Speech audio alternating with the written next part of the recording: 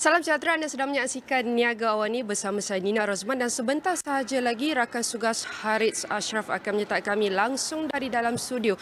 Dan saya dan beberapa rakan iaitu kru AWANI sekarang berada di Asia School of Businesses di mana akan berlangsungnya iaitu Expo Empowering Refugee Women yang akan mempersembahkan iaitu hasil karya dan juga wanita daripada 8 gerakan wanita yang memperjuangkan pelarian dan bertapak di Kuala Lumpur di mana berbaki kurang daripada 1 jam sahaja lagi. Expo ini akan bermula secara rasmi dan akan bawakan pameran dan perkongsian usaha untuk meningkatkan keupayaan dan memberi inspirasi kepada semua wanita di luar sana. Sudah tentu, sebelum bermula kita akan bawakan tetamu kita untuk memberikan sedikit pencerahan dan juga perincian mengenai Expo ini. Saya mempersilakan tetamu kita yang berada di Asia School of Businesses. Alright, let's welcome the founder of the Yemeni Refugee Women Association Malaysia, Lina Al-Mujahid. I want to say thank you very much for joining us. And our second guest is Rina Nai from the Program Manager Refugee Action Program. I want to say thank you very much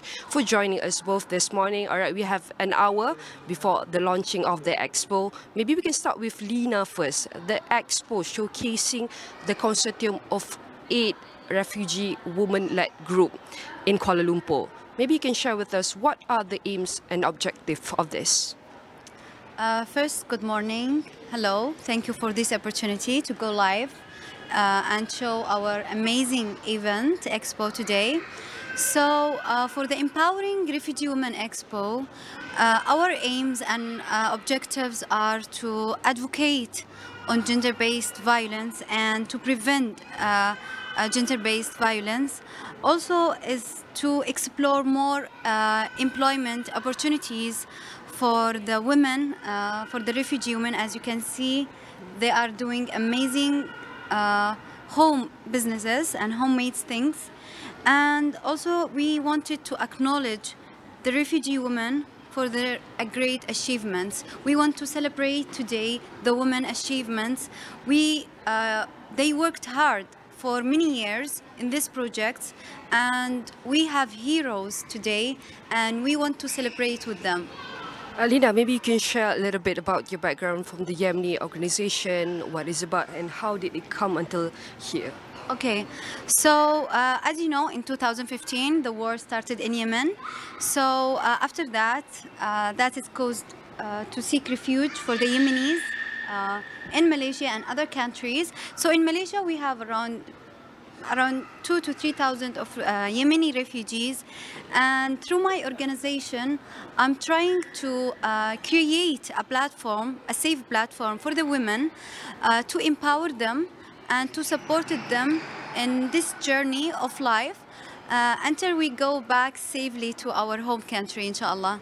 All right, definitely that's the hope we want moving forward. And maybe Rina, you as the program manager of Refugee Action Program, maybe you can share a little bit about the action program. So, Refugee Action Program has been in Tenaganita for many years. Tenaganita was created on a non-discrimination policies, first to plantation women and domestic workers. And eventually, as the world crisis started growing on the forced migration, Tenaganita created a Refugee Action Program and started with women and girls at risk 5 years ago. Wow. And we are very proud and very ecstatic that it has come to this stage where the women have become pioneers and leaders of the consortium that they have created, and it's just one of a kind. Yeah, definitely, truly. And we have only 1 hour and everybody at the back is having their last preparation. And Lina, we're talking about how do refugee women-led group empower women and overcome the obstacles. When we came to this point, there are too many challenges for the refugee women, and as you know that they haven't the rights like to work here, and we understand this. So we are trying to support them to have some income through that talented they bring from their home countries. So during these projects, we empower them and find their talents and worked in their talents and facilitate how they can make some income and make some income and find some opportunities for them to survive. Yeah. To survive and even be better. Maybe Rina, you can share some of other challenge and how this group is, we can say, making a positive impact in the life of refugee women and girls. Of course, I believe that first of all, like Lina said, the right to not work, right to work, right for education, all these rights actually do not exist for refugees in Malaysia. But through the WAGA program, we focused on livelihood and empowerment, and there were 8 projects coming from 7 different communities, and year by year it has built upon it. And you know what, if there isn't any right given to you, then you got to make a livelihood by yourself, and they're very innovative in that area that has now built into a consortium today. Yeah. All kudos to them, actually. Maybe you can share with us, Rina, some highlights of the concrete, highlights of example of success stories that highlight the concrete outcomes achieved by the group, Refugee Women-led group. I think it was at the very beginning, before when it started 5 years ago in Bangkok.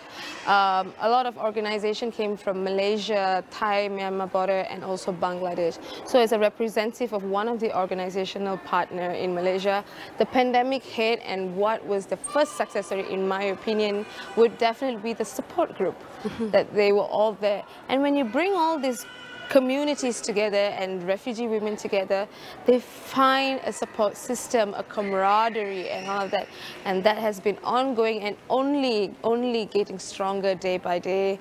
And also now their children are also empowered in that sense. We have programs for them. So I think the most disturbing challenge of all of this is, despite the adversities, despite the backlash, these women are resilient and standing up for what they do and what they want to take the consortium for. True. How about Lina? Can you share some of real-life example and success stories? There are too many success stories we cannot in minutes explain.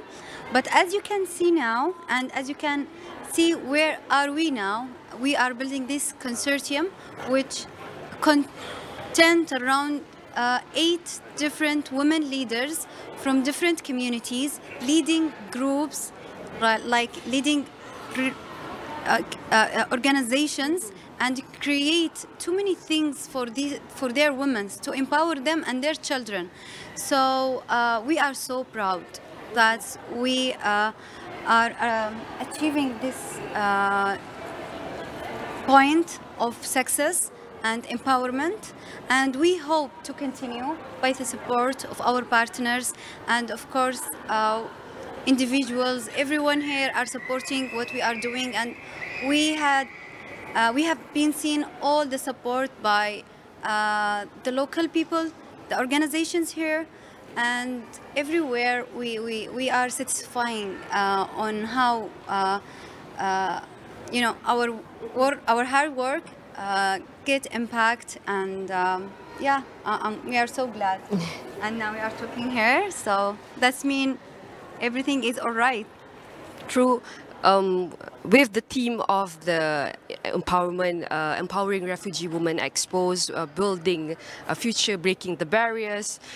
Talking about the project, how does the project align with the goals and principle of the Global Compact on Refugees, especially in relation to the active participation of refugee women and girls in finding a solution for their communities? Please, Rina. I believe that this connects with the theme of today, which is gender-based violence and promoting gender equality. Like you asked, one of the success stories, I would say that just identifying, addressing and mitigating gender-based violence within the refugee community itself is the biggest success story. Nobody lives in silence, suffers in silence anymore. But in connection with the Global Compact refugee, I think it's just the ability to show a successful model that can be simplified with other countries when it's presented in Geneva. How about Lina? What's your thought on the project that aligned with the global objective?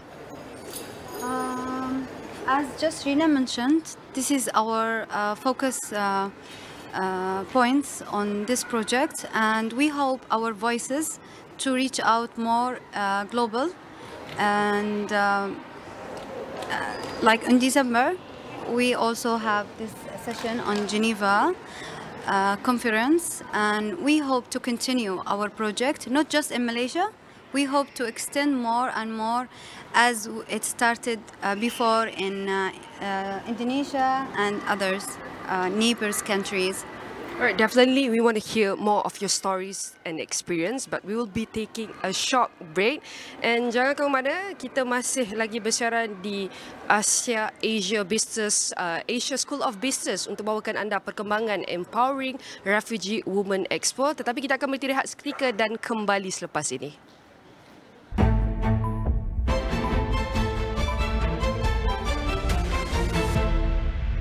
Magnum Matcha Crumble baru.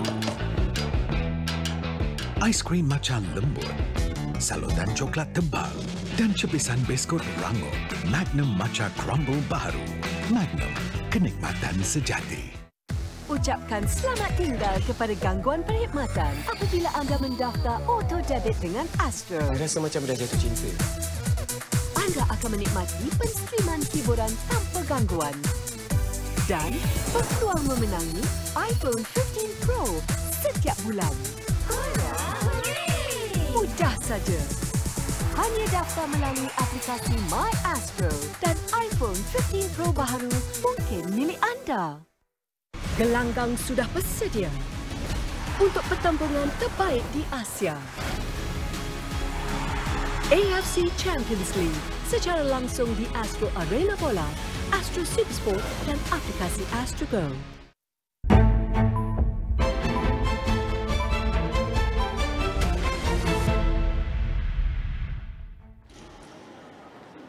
Bertemu kembali di Niaga AWANI bersama saya Nina Rozman dan beberapa kru AWANI. Kami masih lagi berada di Asia School of Business Kuala Lumpur, di mana akan beberapa kurang daripada 1 jam akan berlangsungnya secara rasmi Expo Empowering Refugee Women yang akan membawakan pameran dan perkongsian usaha, cerita, pengalaman wanita yang memperjuangkan pelarian yang bertapak di Kuala Lumpur untuk kita dengarkan kisah mereka. Dan kita masih lagi bersama tetamu kita. Let's welcome Lina Al-Mujahid, founder of the Yemeni Refugee Women Association Malaysia and Rina Nair, Program Manager, Refugee Action Program. I want to say thank you very much for joining us. There's a lot you have shared previously before our break. Maybe we can start with the strategy or initiative to ensure that refugee women plays an active role in leaderships. Maybe we can start with Lina. Okay, we are working hard also to make sure that all the women have their role in leadership, and during this project we have created many leaders, many women leaders, who they are now leading projects, leading some learning centers for refugee, leading projects or small projects from their homes. We are working hard to make sure that all these women got the opportunity to have their own role in leadership and to advocate on behalf of themselves and to hear their voices, to make sure that their voices can be heard by everyone. True. And Rina, how can we foster sustainability and inclusivity in breaking barriers and building futures? For refugee women, I believe that this is the beginning, because they are going to be a self-sustainable, well-oiled machine. Today is all about them doing and showcasing what they have been doing the last 5 years, all the innovative ideas that has been a success story. And today is all about showcasing that to people and telling them, look, we have done this, and now, would you like to be part of our consortium being a success? And I believe that it will, and I believe that the consortium is just the beginning. True, there's a lot way to go, a lot more needs to be done. And Lina, how does all of this project contribute to a broader conversations on refugee rights and gender equality? Our main focus is about gender equality in the project, and also the women that we have. Most of them, they have been gone through violence, and they face some of these kind of challenges. So even in choosing the women on our projects, we have a criteria that to make sure that the most needed women are going through this kind of projects for training, workshops, and everything. So. And how about Rina? Talking about gender equality and the refugee rights, how can we contribute to a more meaningful, a broader conversation toward this? I think the fact that gender-based violence and gender equality have existed for a very long time because of the stereotypes and norms that has been in place for many years.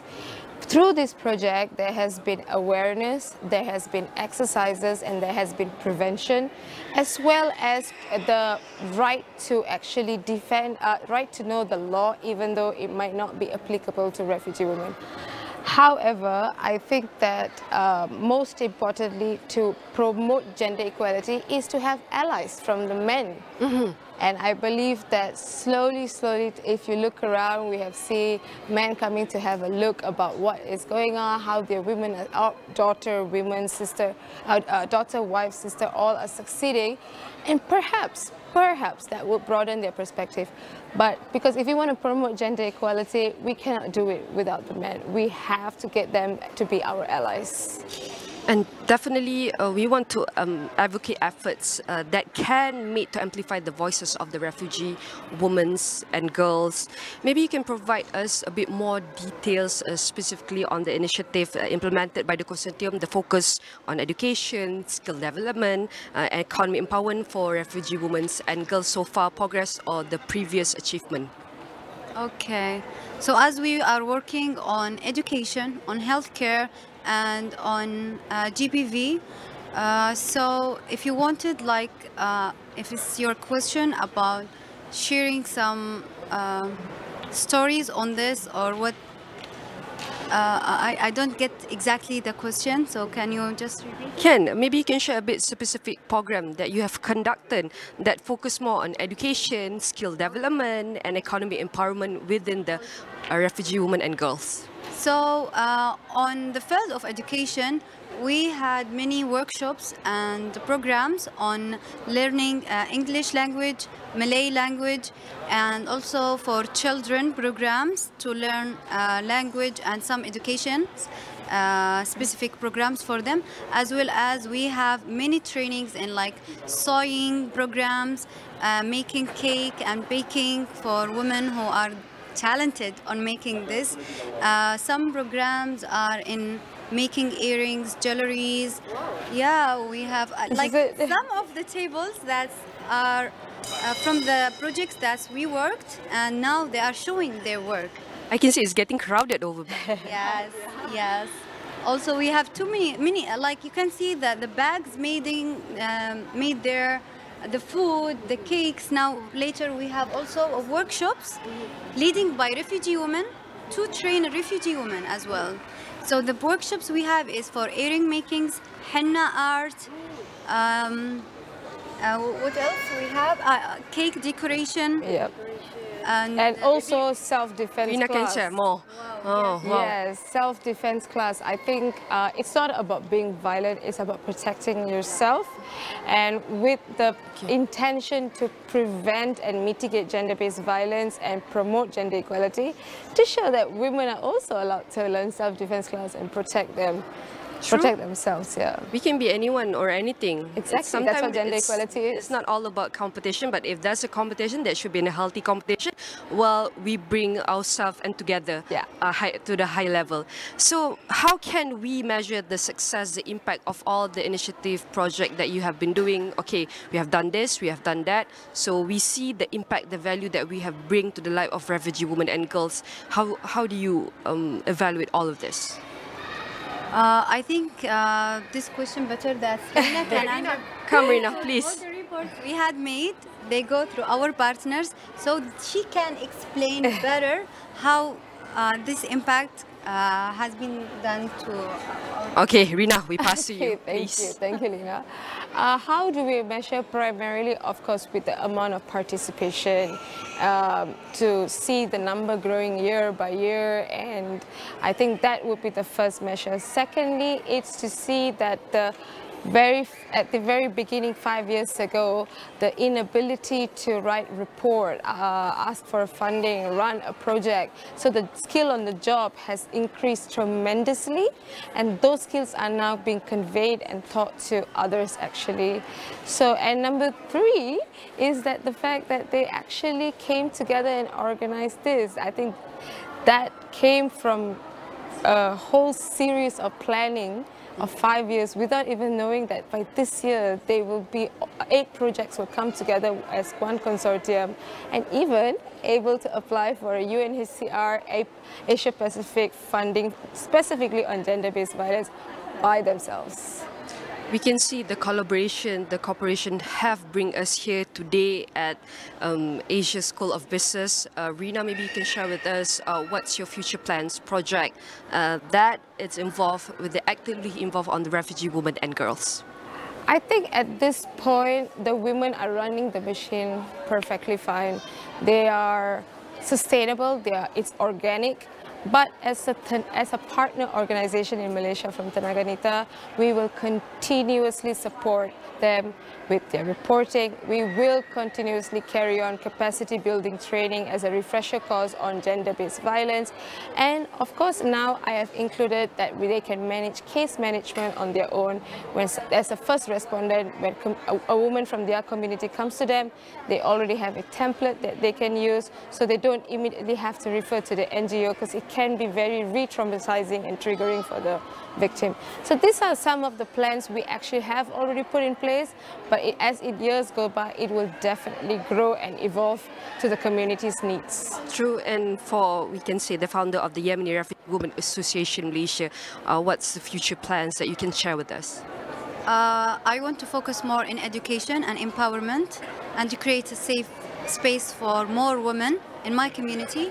And I'm sure that we can do this very soon with the support of our partners and individuals here in Malaysia.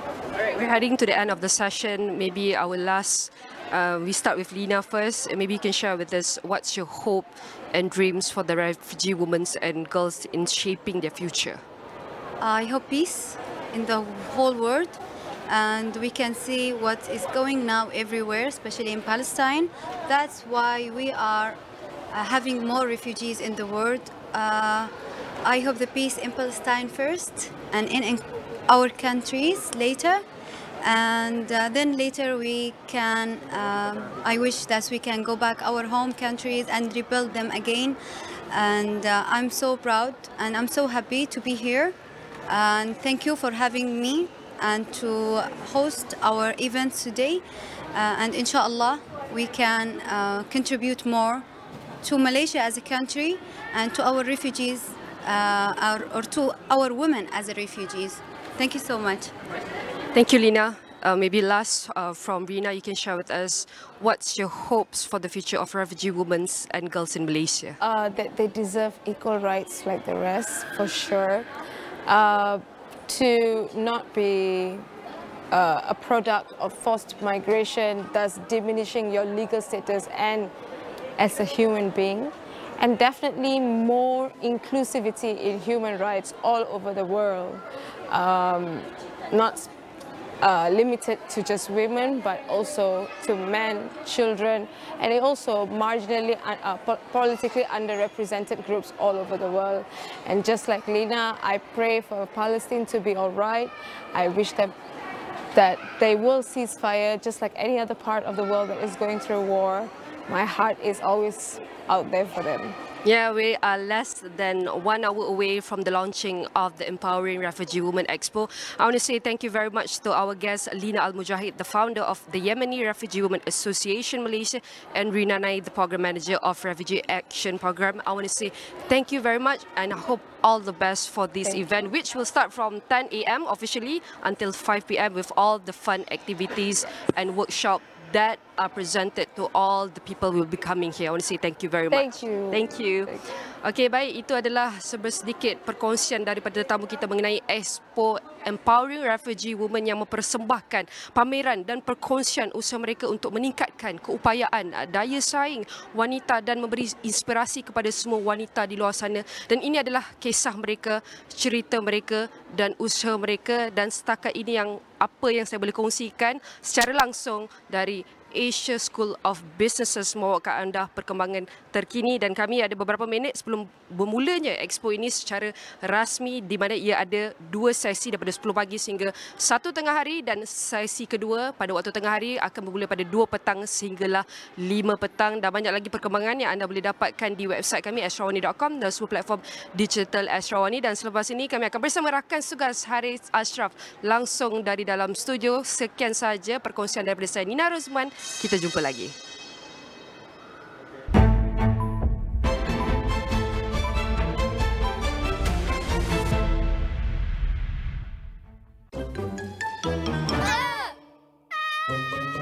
Elakkan drama dengan Horlicks. Mengandungi zat besi seperti 2 cawan bayam, kalsium seperti segelas susu dan vitamin C seperti 1,5 buah urin. Nutrisi hebat, dap-dap sedap. You know I like you, right? You exploded. Dialah cinta yang dicari. I baru confirm my feelings. I rasa macam dah jatuh cinta. Bolehkah dia menjadi segalanya? Serius lah, nak accept arranged marriage. Bila aku pandang dia, aku yang nampak arah syurga aku. And I kinda like what I see. Kau ada tahu kan saya, supaya saya boleh jadi isteri yang lebih baik untuk awak. Boleh bahagiakan awak.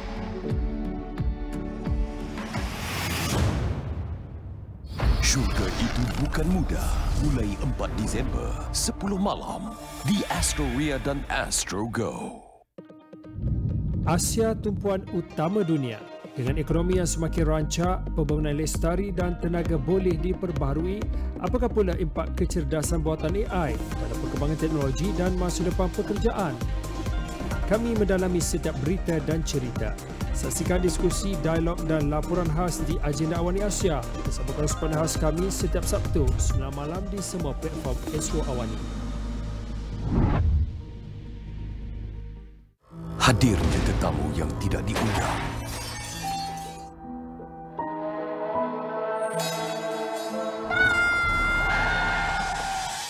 Tak rasa pelik ke?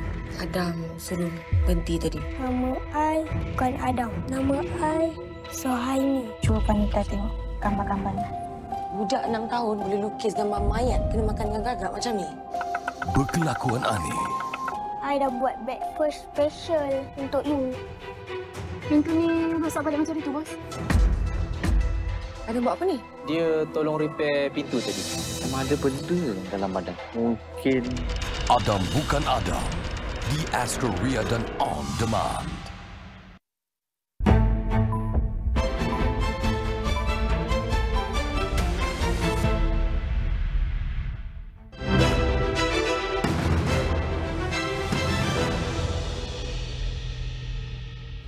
Bertemu kembali dalam Niaga Awani bersama saya Harits Asyraf. Jika tadi anda menyaksikan rakan saya Nina Rozman bersiaran dari Asia School of Business di Kuala Lumpur, membawakan cerita-cerita berkenaan dengan kekuatan dan juga hasil inspirasi wanita yang bergelar pelarian dan bagaimana mereka mengubah kehidupan mereka. Untuk waktu ini kita akan terus memberi fokus dan juga tumpuan berkait dengan perkembangan ekonomi tempatan dan sudah tentu antaranya berkenaan dengan setahun pentadbiran kerajaan madani, di mana sebenarnya masih banyak perkara yang perlu dilakukan seiring matlamat mereformasikan ekonomi. Namun di sebalik usaha tersebut, ada dasar maupun polisi yang mungkin dianggap kurang populis. Mungkin ada setengah individu mungkin anggap kurang senang dengan dasar yang dibuat oleh kerajaan dan perlu dilakukan demi memastikan ekonomi negara terus kukuh dan kesejahteraan rakyat tidak diabaikan. Jadi untuk mengulas dengan lebih lanjut berkenaan dengan cabaran dalam meneutralkan polisi yang boleh dianggap tidak populis ini. Bersama saya menerusi Google Meet ketika ini adalah Dr. Mat Syukri Shoaib, Penganalisis Dasar Politik Ekonomi dan Pengajian Antarabangsa Universiti Utara Malaysia UUM. Doktor, terima kasih sudi bersama saya dalam Niaga AWANI. Kalau kita telitikan beberapa dasar dan inisiatif diumumkan kerajaan, kerangka ekonomi madani, NIMP, NETR, IPR dan beberapa lagi yang lain. Pandangan doktor, adakah dasar-dasar ini dilihat jelas ke arah matlamat kerajaan terutamanya untuk mereformasikan struktur ekonomi negara? Pandangan doktor. Ya, terima kasih Saudara Harits dan juga Astro AWANI. Ya, kita melihat bahawa dalam kita nak melonjak supaya Malaysia ini menjadi sebuah negara yang lebih berpendapatan tinggi dan juga yang paling utama sekali ialah menjadi sebuah negara yang selesa kepada rakyat untuk diami. Ya. Kalau kita mempunyai sebuah negara yang popular di peringkat antarabangsa dan menjadi destinasi pelabur, tetapi pada masa yang sama rakyat kurang selesa kehidupannya di dalam negara, itu akan menjadi cabaran yang sangat besar kepada pihak kerajaan untuk kita meneruskan agenda-agenda pembangunan. Jadi dalam konteks ini kita melihat bahawa dasar-dasar yang cuba dibuat itu mesti berteraskan kepada satu falsafah, iaitu wa'amtiqu fi sabilillah wala tulqu bi aidikum ila tahlukah wa ahsinu. Dia sebut, itu apa dia? Jangan kamu, selalu kita popular dengan ayat jangan kamu campakkan diri kamu dalam bahaya bencana. Tetapi sebelum ayat itu ada satu perasa iaitu infak. Menyuruh kita infak supaya kita tidak berlaku bencana dan sebagainya, dan kita berlaku ihsan. Ya, ihsan dalam persekitaran ekonomi juga perlu berpegang kepada prinsip ini. Jadi kalau kita melihat bahawa kerajaan harus berbelanja, contohnya kalau kita mempunyai satu sistem ekonomi, ada dasar, kita ada dasar yang banyak sedang dipopularkan oleh pihak kerajaan itu sendiri dan juga telah pun dimuktamadkan dan sedang dilaksanakan. Tetapi elemen utama itu ialah cabaran untuk memberikan keselesaan kepada rakyat. Ya, kalau kita lihat ekonomi madani sebagai contoh, peralihan tenaga sebagai contoh. Ya, ini semua adalah merupakan rekayasa ataupun satu cabaran untuk memberikan keselesaan kepada rakyat dan pada masa yang sama untuk memulihkan survival ekonomi domestik. Ini paling penting, ya. Sebab itu kalau bank negara, kita melihat bahawa saya selalu merujuk dan melihat kepada bank negara. Apabila bank negara mengumumkan sesuatu, terutama prestasi ekonomi dan sebagainya, dan juga jabatan statistik sebagai contoh. Yang jabatan statistik ini dekat dengan rakyat, ya. Mereka mempunyai jaringan yang ramai pegawai-pegawai untuk memantau dari inflasi, kenaikan barang, harga barang dan sebagainya. Ada basket tertentu yang mereka perlu penuhi nilai prestasi ekonomi domestik. Jadi ini penting, ya, kerana apa? Persekitaran di peringkat domestik ini kalau terganggu dan tergugat, maka ia akan mengganggu dari segi prestasi tenaga kerja kita dan pada masa yang sama kesejahteraan kita. Seringkali kita kena ingatkan bahawa World Happiness Index itu dan juga SDG ini penting dalam kerangka dasar. Sama ada popular atau tidak sesuatu dasar itu, kerangka yang telah pun dimuktamadkan di peringkat antarabangsa melalui ratifikasi Millennium Development Goal yang kita buat pada tahun 2000 menjelang milenia baru, ya. Dah 23 tahun selepas milenia baru ini berlaku, maka Sustainable Development Goal dan juga World Happiness Index ini perlu diambil kira secara mutlak dalam sesuatu pembuatan dasar, ya. Kalau kita lihat hari ini dari segi ekonomi madaninya, iaitu kita nak supaya kemiskinan tegar itu dapat diatasi dengan cepat. Itu berpandukan juga kepada panduan apabila kemiskinan tegar ini dapat dibasmi, maka apa yang akan berlaku ialah motivasi intrinsik daripada rakyat itu dapat kita pertingkatkan dan tenaga kerja kita itu akan lebih bermotivasi untuk menjana prestasi, ya, yang baik untuk survival kita dari sudut ekonomi dan juga prestasi kita di peringkat antarabangsa itu sendiri. Ya, Dr. Syukri, kalau kita telitikan dari segi pelaksanaan bagaimana? Kerana kita sering dimomok dengan pelbagai dasar maupun polisi, tetapi boleh dikatakan kita berdepan masalah apabila bercakap soal pelaksanaan ini. Mungkin doktor ada pandangan berkenaan dengan pelaksanaan kepada dasar dan juga polisi ini. Ya, Harits, kita melihat bahawa dalam konteks pelaksanaan ini dia bersifat holistik, ya. Kalau kita lihat pelaksanaan itu macam media, contohnya apa yang dibuat oleh Harits dan AWANI hari ini ialah menerangkan sesuatu dasar itu untuk dicapai kepada akar umbi rakyat supaya kepahaman itu jelas wujud. Selain daripada itu, mekanisme dalam negara kita ialah berstruktur. Kalau kita lihat sistem kita pun sendiri dari segi ideologi, demokrasi, parlimen, raja, perlembagaan. Antaranya ialah parlimen. Parlimen mengubah dasar yang efektif kepada rakyat untuk dapat perkhidmatan yang cemerlang, yang terbaik untuk survival negara. Daripada parlimen itu, dalam parlimen itu eksekutif kabinet. Daripada kabinet ini menjadi seolah-olah think tank kepada Malaysia. Sebab itu kabinet ini kena ada komposisi yang baik. Mereka ini perlu bersifat profesional.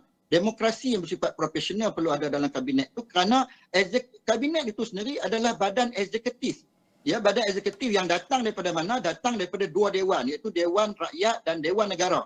Selain anggota Dewan Rakyat dan Dewan Negara tidak boleh menjadi menteri. Sebab itu komposisi di Dewan Negara juga perlu orang profesional yang boleh diangkat untuk berada dalam pihak eksekutif. Jadi eksekutif ini membuat dasar. Apabila dasar itu baik, nak dilaksanakan oleh siapa? Nak dilaksanakan oleh menteri-menteri apabila mesyuarat pasca kabinet itu. Maka mesyuarat di kementerian-kementerian bersama dengan siapa? Bersama dengan KSU, TKSU, pengarah-pengarah jabatan dan sebagainya. Jadi mereka ini golongan apa? Golongan birokrat. Jadi eksekutif dan birokrat ni perlu bekerjasama dengan begitu baik, begitu teguh supaya pelaksanaan dasar itu dapat dilaksanakan dan dapat dinikmati oleh siapa? Dapat dinikmati hasilnya oleh kaki tangan awam dan juga rakyat itu. Kaki tangan awam adalah sebahagian daripada melaksanakan dasar-dasar kerajaan melalui urus takbir birokrat tadi. Birokrat ini pentingnya. Jadi pihak eksekutif kabinet, birokrat, dan akhirnya penyampaian itu akan dapat kepada pihak rakyat, rakyat yang berada dalam negara kita. Dan juga pada masa yang sama ialah untuk pelabur kita menilai polisi itu, sama ada polisi itu berbaloi untuk mereka datang melabur balik ke dalam negara. Ini adalah antara struktur yang paling penting untuk kita fahamkan. Dr. Syukri, antara satu perkara lagi, memasuki tahun kedua pentadbiran ataupun di bawah kepimpinan Datuk Seri Anwar Ibrahim, Kerajaan Madani ini, apa yang harus menjadi fokus Kerajaan Madani terutama dari sudut ekonomi? Kerana pertamanya bukan mudah nak mengurus persepsi rakyat dalam pelaksanaan polisi yang kurang populis. Kalau kita ambil contoh pelarasan ataupun penstrukturan semula subsidi, memastikan ianya bersasar, mungkin pada masa sama perlu mengukuhkan ekonomi. Nak mendapatkan balance itu, mengukuhkan ekonomi, perlu ada dasar dan juga polisi yang mungkin sedikit sebanyak tidak populis dan kurang menyenangkan bagi setengah individu. Dr. Syukri. Ya, Haris, kalau kita lihat dalam konteks ini, contoh kita lihat kalau Sekretariat Ekonomi sekarang kita ada 213 bilion kalau kita lihat dari segi pelunjuran prestasi ekonomi Ogos 2023. Reserve antarabangsa bank negara pun 110 bilion lebih USD. Ini semua isu-isu mengenai OPR menjadi perhatian rakyat. Inflasi, peningkatan kos barang-barang sebagai contoh memberikan perhatian rakyat secara jitu melihat mengenai ini. Dan prospek pekerjaan, pendapatan yang stabil sebagai contoh, ini merupakan aspek keutamaan untuk kerajaan laksanakan supaya sama ada popular atau tidak, ini adalah tanggungjawab kerajaan, responsibility of the government itself. Kalau kita lihat dalam beberapa karya, kalau kita lihat economic consequence of peace contohnya, ia memperjelaskan kepada kita juga, kalau kita lihat teori-teori ekonomi pun kita melihat bahawa apa tanggungjawab kerajaan itu paling utama. Popular atau tidak sesebuah kerajaan itu, tanggungjawab yang paling penting ialah untuk melestarikan sistem hidup rakyat itu supaya mereka dapat mencapai kebahagiaan dan juga menjana survival untuk mereka hari ini dan generasi yang akan datang. Dan pada masa yang sama apa yang perlu dibuat ialah dapatkan komposisi eksekutif ataupun menteri kabinet yang berkualiti. Ini bukan masa lagi untuk seolah-olah kempen pilihan raya yang berterusan sepanjang tahun. Menteri-menteri kabinet ni harus mempunyai prestasi yang tinggi. Dan pada masa yang sama juga diyakini oleh masyarakat. Ada menteri yang tak boleh menjadi jurucakap kepada kerajaan di dalam menyampaikan apa hasrat kerajaan tu secara baik kepada anggota masyarakat. Kemudian pula daripada segi bagaimana otorisasi menteri-menteri ini di kalangan anggota masyarakat dan juga birokrat juga akan menjadi teladan kepada masyarakat itu sendiri. Jadi antara kerangka yang paling penting untuk Malaysia menuju ke 2 tahun yang seterusnya ini ialah dapatkan, yang pertama bagi saya lah pandangan kita, ialah dapatkan komposisi ahli eksekutif ataupun menteri kabinet yang baik, yang bersesuaian dengan keadaan ekonomi semasa, supaya mereka boleh meyakinkan masyarakat di peringkat domestik dan pada masa yang sama meyakinkan pentadbir awam, dan pada masa yang seterusnya yang ketiga ialah mereka dapat memberikan imej yang baik kepada pelabur antarabangsa untuk melihat Malaysia ini sebagai destinasi yang terbaik. Dan seterusnya ialah memperkukuhkan jaringan diplomasi ekonomi kita dengan negara-negara luar, ya, terutamanya di peringkat serantau ASEAN dan juga di peringkat Asia Timur, serta juga EU dan juga Amerika Syarikat itu sendiri, supaya pengukuhan di regional ASEAN, Asia Timur, EU dan juga Amerika Syarikat ni dapat kita perkukuhkan, kerana ini adalah negara-negara utama yang penyumbang kepada pengukuhan ekonomi antarabangsa kita, FDI kita, dan pada masa yang seterusnya ialah memacukan DDI dan juga memperhatikan secara tuntas, secara berkesan mengenai prospek pekerjaan dan juga elemen pendapatan boleh guna rakyat. Ada kadang-kadang gaji ni ibaratnya kadang-kadang pendapatan yang diperolehi oleh masyarakat industri, masyarakat pemodal, masyarakat pedagang, ya, masyarakat peruncit yang di bawah sana, rakyat marhain, kadang-kadangnya komitmen kepada pendapatan itu sudah hilang dari aspek untuk mereka menyimpan dan menggunakannya untuk tujuan-tujuan yang memberikan kebahagiaan kepada kehidupan mereka. Mereka terlalu terikat dengan komitmen bulanan yang perlu mereka selesaikan, sehingga memberikan tekanan yang agak tinggi kepada rakyat, yang saya bimbang akan menjadi social unrest jika kita tidak perhatikan secara betul, ya.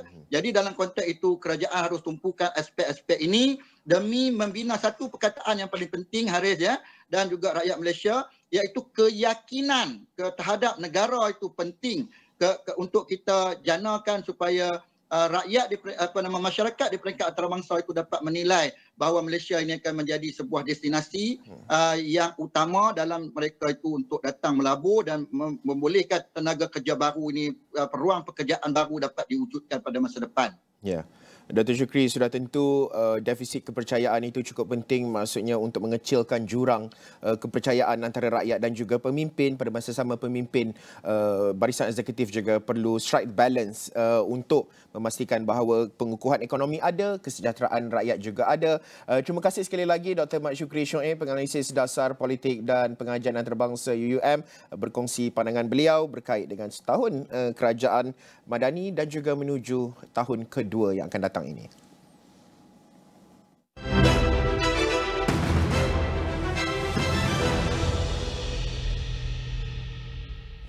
Okey, perkembangan seterusnya, setiap tahun Amazon Web Services menganjurkan persidangan reinvent yang mengumpulkan pakar dalam bidang teknologi awan, dan tahun ini tumpuan terarah kepada Generative AI.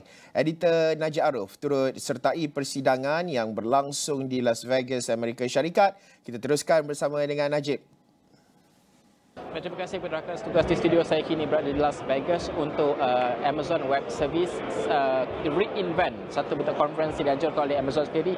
Saban tahun mengumpulkan pakar dan juga wartawan seluruh dunia untuk membawakan perkembangan terkini dari segi teknologi awan dan juga perkara lain berkaitan teknologi, termasuk AI juga. Dan kalau kita lihat tahun ini juga sudah pasti ia kembali ke Las Vegas dan pelbagai perkara dianjurkan.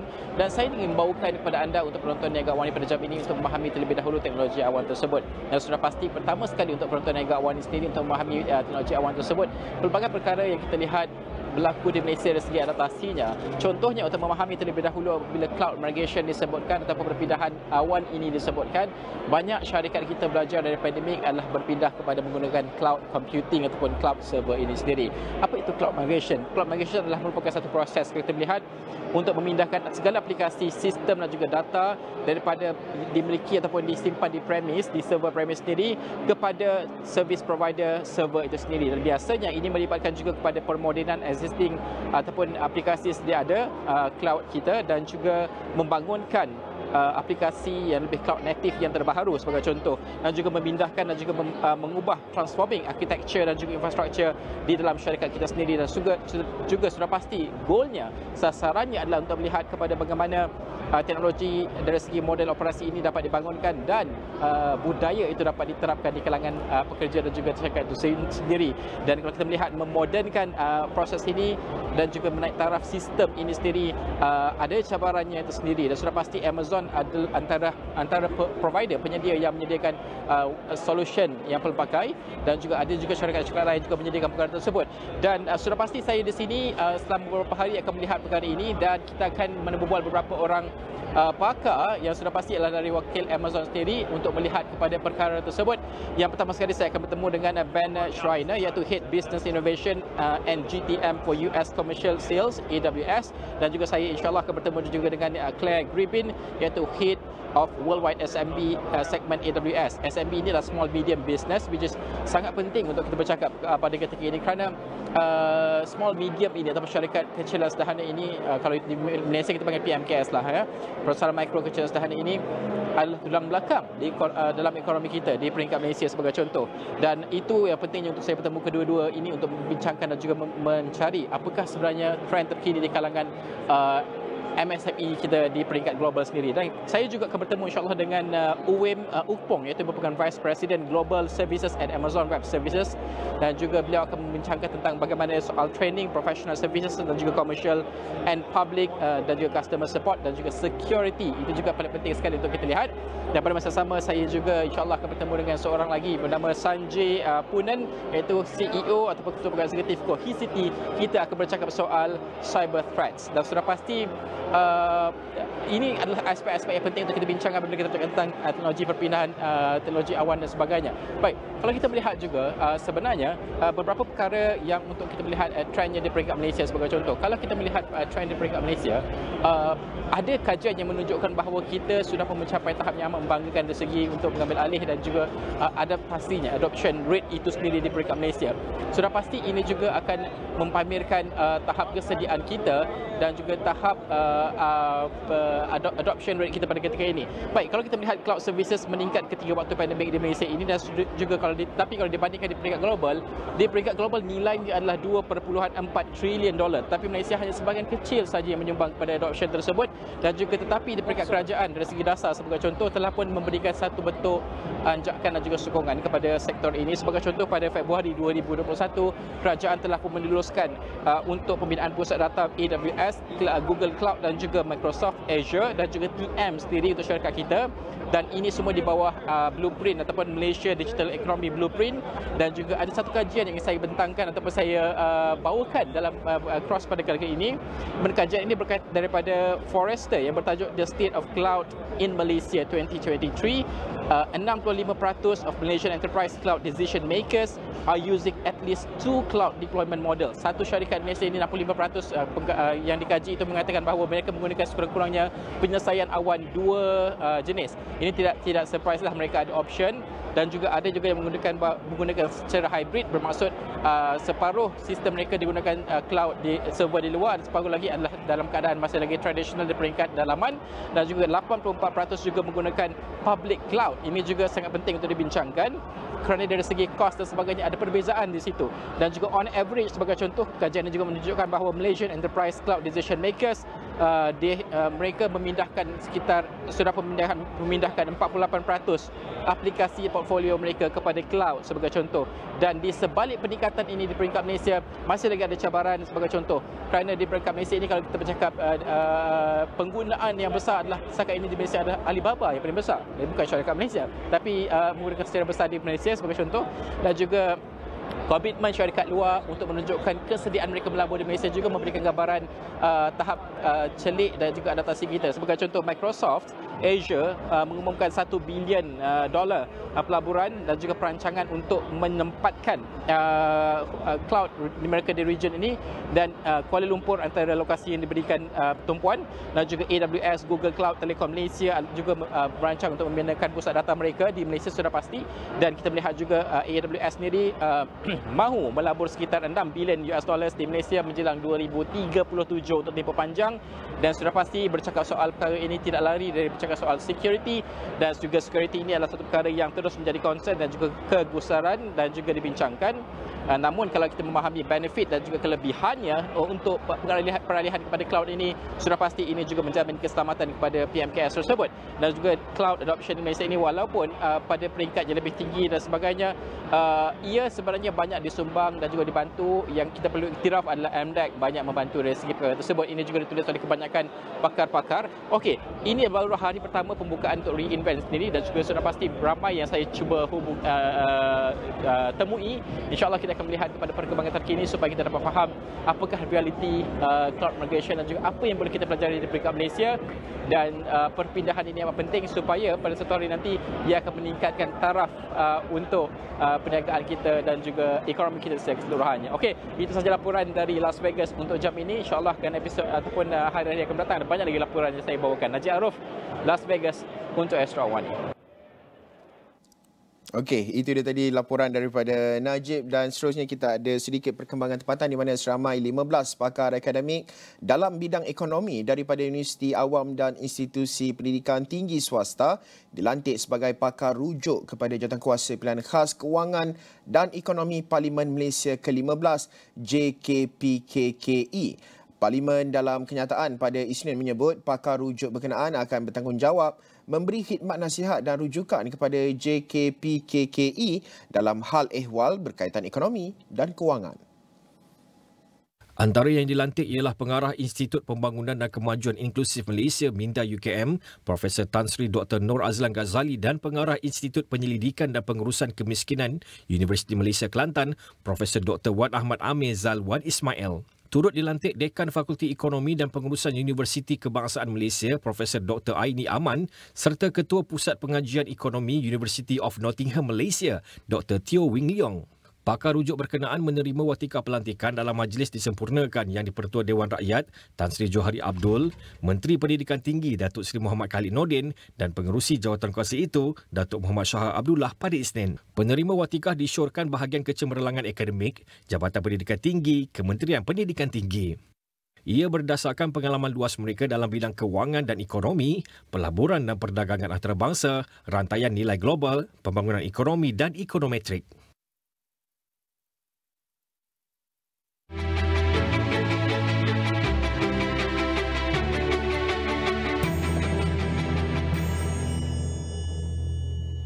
Okey, sebelum kita mengakhiri Niaga Awani, saya bawakan perkembangan ataupun cerita berkait dengan jiwa SME di mana perkhidmatan menggunting rambut lelaki atau perempuan di bandar besar berdepan dengan cabaran dan persaingan.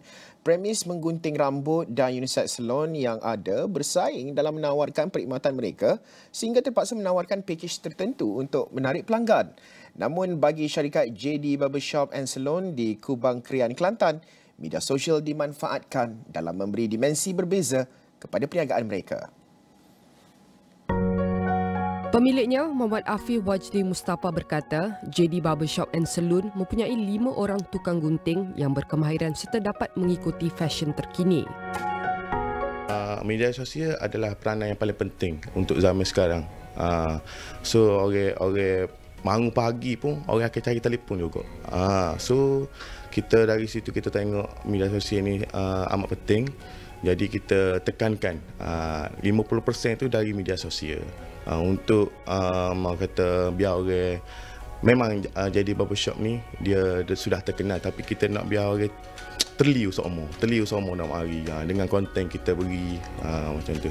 Kita ada klien sini selain daripada servis gunting yang trending, zaman ni ada gunting trending macam-macam fashion, tapi kita ada juga add on benda-benda lain macam masah rambut, cuci, rebonding, colouring, treatment. Kita ada scar treatment, keratin treatment. So benda-benda macam ni membantu kita. Malah khidmat menggunting rambut pesakit yang dirawat di hospital adalah perkhidmatan baru yang ditawarkan memandangkan terdapat permintaan dari pesakit yang terlantar serta mendapat rawatan dalam tempoh lama di hospital. Untuk meningkatkan mutu perkhidmatan serta tarikan ke premisnya, kandungan berkaitan fashion, trend rambut terkini dan video gunting rambut sentiasa dimuat naik di laman sosialnya. Berada di Kelantan, soal patuh syariah antara syarat yang ditetapkan oleh pihak berkuasa tempatan PBT untuk menjalankan perniagaan. Bagi memenuhi syarat itu, JD Barbershop and Saloon turut mempunyai tukang gunting wanita yang mempunyai bilik berasingan dan tertutup. Dari segi konten repo-wear ni, kita tengok atas customer. Kalau customer tu free hair, kita akan upload and then kita tanya dulu. Boleh upload dekat media sosial ke tak? Kalau macam customer tu berhijab, kita akan tanya juga. Macam dia boleh tapi tak saya nampak muka macam gitu. Okay, so kita bolehlah upload gambar dia saja ke, rambut dia saja ke, macam kita nak tunjuk hasil yang kita buat tu. Kalau dekat platform kita fokus dekat TikTok sebab lah ni seperti yang kita tahu, TikTok ni dia aplikasi yang nombor 1 sekali kan. Okay. Lepas tu kita upload konten yang seperti yang trending lah, yang macam Senin naik. Kita ada pelbagai, contohnya colouring, rebonding, relaxing, treatment, keratin treatment, scalp treatment and pelbagai lagi. Media sosial ni dia sangat membantu perniagaan kita sebabnya seperti yang kita tahulah, semua perniagaan melalui media sosial. Daripada kita tidur, daripada kita bangun pagi, siapa lagi kita nak tidur pula, semuanya dalam smartphone kan. Okay, so kita duduk belik-belik tengok dalam tu and then tu berkaitan semua media sosial. Okay, seperti kami di JD Barbershop and Lady Saloon ni, kita akan post benda terbaru semua dalam media sosial sebabnya kita tak say bagi platform kita tu jadi lapuk. Justru medan perniagaan alaf digital hari ini menuntut sesiapa sahaja menjenamakan diri dan gaya hidup di media sosial supaya sesuatu produk atau perkhidmatan yang ditawarkan dikenali dan diminati.